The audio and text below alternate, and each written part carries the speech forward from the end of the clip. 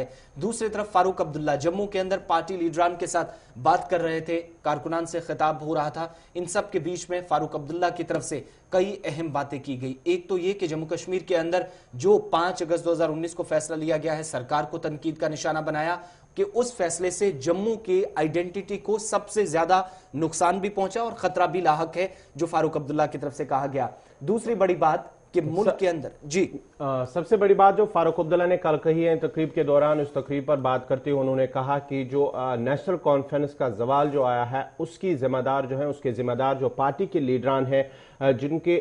जो बरसरे इक्तिदार जब national conference की हुकूमत थी तब उन्होंने अवाम का काम नहीं किया है। जो अवाम के मसाइल थे, अवाम के मुश्किलात थे, उनको दूर नहीं किया, बल्कि अवाम से वोट लिए लेकिन जो काम करना उनको था वो काम नहीं हुआ है, जिसकी वजह से नेशनल कॉन्फ्रेंस इस वक्त जवाल पे है। और उन्होंने ये भी कहा हमें किसी पार्टी की तनकीद नहीं करना, बल्कि हमें अपनी पार्टी को मजबूत बनाने के लिए काम करना जरूरी होगा। ये कल उन्होंने एक पार्टी फंक्शन के दौरान इन बातों का इजहार किया है। डॉक्टर फारूक अब्दुल्ला के मुताबिक या पार्टी के जो बाकी लीडरान हैं वो मानते हैं कि ये इस तरह की गलतियां बहुत सारी जमातों से हुई है जिसका एतराफ करना होगा, लेकिन भारतीय जनता पार्टी का इस पर रिएक्शन जो सामने आया है, जो हम देख पा रहे हैं कि देर आए दुरुस्त आए, लेकिन फारूक अब्दुल्ला ने अपनी गलती मानी कि उनकी वजह से तबाहियां या जो साबिका हुकूमतें रहीं उसकी वजह से बर्बादी जम्मू कश्मीर के अंदर रही और अवाम भी बहुत सारे ऐसे मकामात, बहुत सारे ऐसे अलग अलग जम्मू कश्मीर के अंदर सतह पर आप देखेंगे तो